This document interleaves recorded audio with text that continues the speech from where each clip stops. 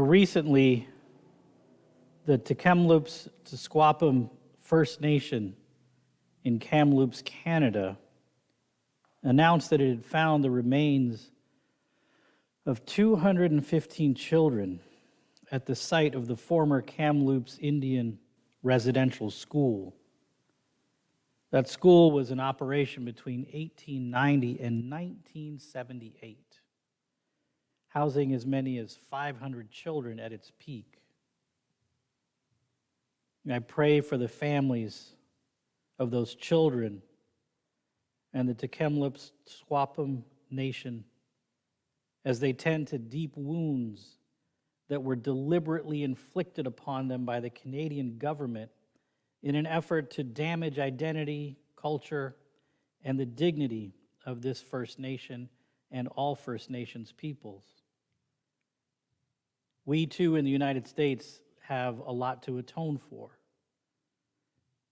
May accountability and justice prevail.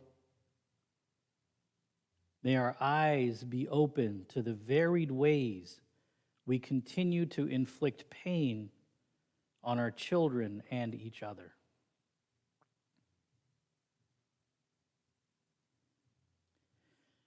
You know, whether you're on the road to Jericho or the yellow brick road, and if you have your eyes and ears open at all, there are many discoveries that await. Discoveries about yourself, about other people, and about the world around you. You know, Tammy and Dan, thank you for sharing what you discovered along the way. You know, Tammy, the loss of your beloved pet was a significant moment with lasting effects. And I'm really grateful you shared that toll, because we often dismiss and minimize the immediate and lasting pain that the loss of a four-legged family member can have.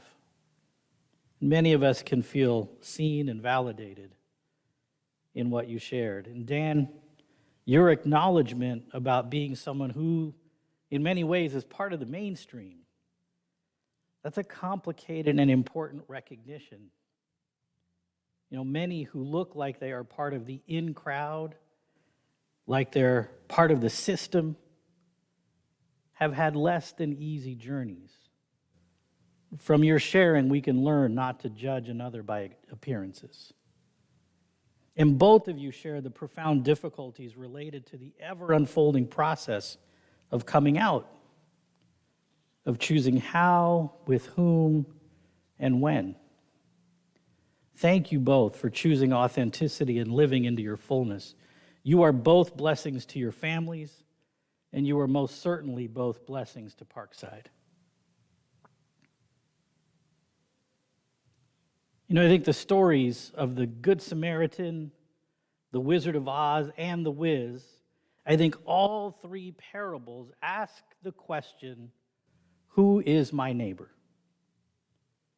And I don't care which version of Dorothy, I love all the versions of Dorothy. From the local school play to Diana Ross to Judy Garland, Dorothy, like the Good Samaritan, embodies the answer to the question, who is my neighbor? Dorothy literally goes through the highways and the hedges and assembles this crew of misfits that have been cast aside, ridiculed, and all but forgotten. And Dorothy loves and encourages them into a force that will reveal deep truths about the wizard and the Wiz, the priest and the Levite, all who hide behind curtains of ceremony, hide behind fear and fury, hide behind a big show of diversion to keep hidden from view their smallness of mind, their lack of heart, and the hollowness of opportunism. There is a great deal to say about what I've learned along the road to Jericho and the yellow brick road, about what I've learned from Dorothy, a young woman unafraid to befriend and support those pushed to the margins, there is a great deal to say. But there's been a single thing pressing on me this first Sunday of Pride Month, something that I have learned along with others down the roads of parenting. If you're on social media at all these days, you've noticed lots of posts from well-meaning people offering sort of a token mom and dad type support to queer kids. It's everywhere. When I see these posts, I think about the young people that they're intended to reach. And I physically ache and cry for the many, many young people who are cast out of their homes, fully rejected by their families for being different, for not conforming, for dressing how they dress, for loving who they love, simply for expressing their authenticity. You know, in The Wiz, when Dorothy encounters the Scarecrow, he is surrounded by crows, spewing hateful words about how stupid, incapable, and unlovable the Scarecrow is, how the Scarecrow should never come down from his perch because he is simply unworthy. The messages of being dumb, of emotion as weakness, of being nonviolent means you have no courage. These messages begin at young ages and are reinforced as we grow. May our eyes be open to the varied ways we continue to inflict pain on our children, on each other, and on ourselves. You know, I spent a lot of years in anti-poverty work, primarily in the area of homelessness. And I learned from Dr. Rice, who did a comprehensive study. He's a sociologist at USC, a comprehensive study on the primary factors of youth homelessness. One of those factors is religious difference in the home.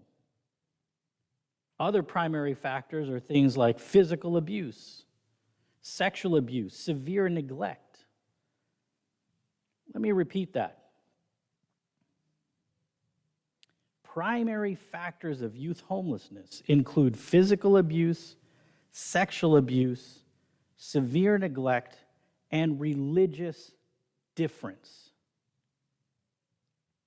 You know, I got to spend some time with Dr. Rice at a conference, and I asked him, say more about this religious difference issue. He said it basically boils down to this.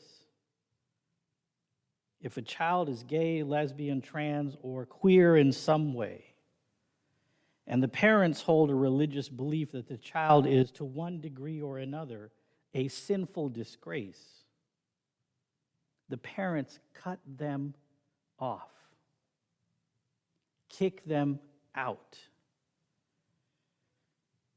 And if you've raised children that have made it through adolescence and into adulthood, you know we're not ready to just be on our own.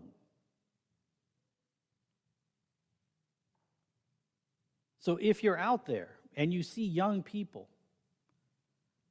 who are fending for themselves, chances are religious difference in their home was one of those reasons. Now, some of you may not have to imagine what this feels like. Some of you, to one degree or another, have lived it. But the rest of us, we can begin being good neighbors by pausing, paying attention, and allowing ourselves to be in touch with that pain of betrayal and disregard. You know, if you happen to be a parent who has a child that tells you that he, she, or they are gay, lesbian, trans, or queer in any way, and your God or church influences you to say to your child, "You are dead to me. Get out of my house. You are no longer my child," do not do that. Instead, here's what I would like you to do. I would like you to turn to your hateful God and your bigoted church and tell them, "You are dead to me. Get out of my house. You are no longer my God. You are no longer my church." Then turn to your child and hold them. Tell them you love them. Tell them that they are exactly who they should be, and that you will fight for them as they continue to grow and discover more about who they are. If we learn nothing else on this leg of the journey along these roads, I hope we learn to love our children unconditionally. I hope we learn to love our children unconditionally. Oh, there may be times when you wish you wasn't born, and you wake one morning just to find that your courage is gone. If you are a child who has suffered at the hands of those who are supposed to care for you and stand up for you, if you have ever felt that God doesn't love you just because of who you are, if you have been rejected by your church, I am deeply and constantly sorry. You did nothing to deserve being treated in such horrible ways. Now, while I can't solve things for you, I can and do see you. I stand with you. I love you. And you are loved by God for exactly who you are. And this church, Parkside Community Church, loves you too. This church is pulling for you. This church will walk with you. We are not perfect, but here we worship a God of unconditional love. And even though we're still figuring that mystery out, we do know that you too deserve to be loved.